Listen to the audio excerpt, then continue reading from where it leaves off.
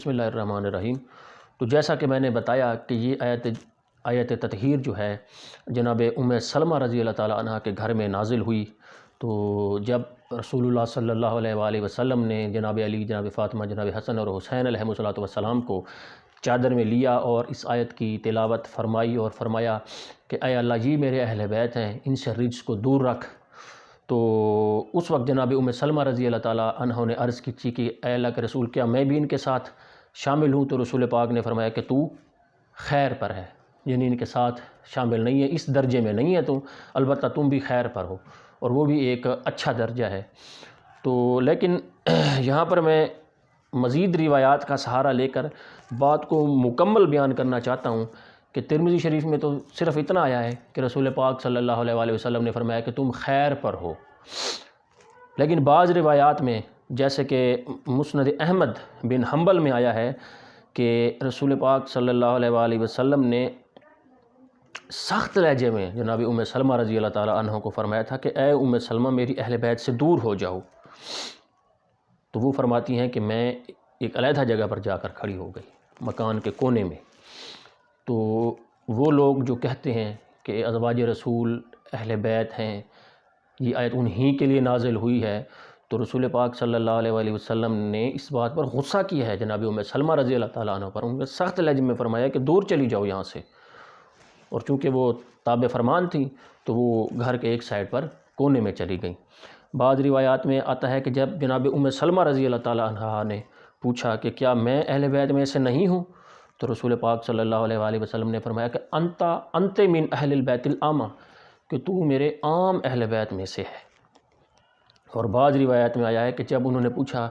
کہ کیا میں ان کے ساتھ شامل نہیں ہوں؟ تو رسول پاک صلی اللہ علیہ وآلہ وسلم نے فرمایا کہ انت من ازواج النبی، کہ تو نبی کی بیویوں میں سے ہے، اہل بیت میں سے نہیں ہے۔ اسی طرح ایک روایت میں جسے امام اہل سنت طحاوی انہوں نے مشکل الاثار میں فرمایا ہے کہ جناب سلمہ فرماتی ہیں کہ میری سب سے بڑی خواہش یہی تھی کہ کاش مجھے رسول پاک صلی اللہ علیہ وآلہ وسلم اپنے ساتھ اس چادر تطہیر میں شامل فرما لیتے، تو یہ ہر اس چیز سے بہتر تھی میرے لیے جس پر سورج طلوع اور غروب ہوتا ہے۔ یعنی یہ اتنی بڑی فضیلت اور اتنا بڑا مقام تھا جس کے لیے جناب سلمہ رضی اللہ تعالیٰ عنہ نے خواہش کا اظہار کیا، لیکن رسول پاک صلی اللہ علیہ وآلہ وسلم نے انہیں اس مقام اور مرتبے میں اپنے ساتھ شامل نہ فرمایا، کیونکہ رسول پاک صلی اللہ علیہ وآلہ وسلم وما ينطق عن الهوى ان هو الا وحی یوحی کے مصداق تھے۔ وہ اپنی طرف سے کچھ نہیں فرماتے تھے بلکہ جو اللہ رب العزت کا حکم ہوتا تھا اسی کو نافذ فرماتے تھے۔ تو انہوں نے اللہ کا یہ حکم نافذ فرمایا اور 4 تن پر یہ چادر اور اپنے ساتھ 5 تن پر یہ چادر ڈال کر ثابت کر دیا کہ یہ آیت تطہیر فقط اور فقط انہی ہستیوں کے لیے نازل ہوئی ہے، یعنی رسول پاک، جناب علی، جناب فاطمہ اور ان کی اولاد کے لیے نازل ہوئی ہے، اور کسی کے لیے یہ آیت نازل نہیں ہوئی۔ اور روایات سے ظاہر ہوتا ہے کہ یہ آیت جو ہے شاید تمام ازواج رسول صلی اللہ علیہ وآلہ وسلم کے گھر میں نازل ہوئی تھی، یا پھر رسول پاک صلی اللہ علیہ وآلہ وسلم نے یہ فعل جو ہے چادر اڑنے والا 5 تن پر، یہ ساری ازواج کے گھر میں دہرایا ہے۔ البتہ یہ ہے کہ ریکارڈ جو ہے ہمارے پاس وہ صرف 4 کا ملتا ہے۔ البتہ مکتب اہل بیت کی اگر آپ روایات پڑھیں تو اس سے یہ بھی ظاہر ہوتا ہے کہ یہ فعل ایک دفعہ رسول پاک صلی اللہ علیہ وآلہ وسلم نے جناب فاطمۃ الزہراء سلام اللہ علیہا کے گھر میں بھی دہرایا ہے۔ تو کم از کم 5 روایات جو ہیں رسول پاک صلی اللہ علیہ وآلہ وسلم کے فعل کی واضح ہوتی ہیں یہاں پر، کہ رسول پاک نے 5 تن کو داخل فرمایا اپنی چادر تطہیر میں، اور انہی کے لیے آیت تلاوت فرمائی اور پھر فرمایا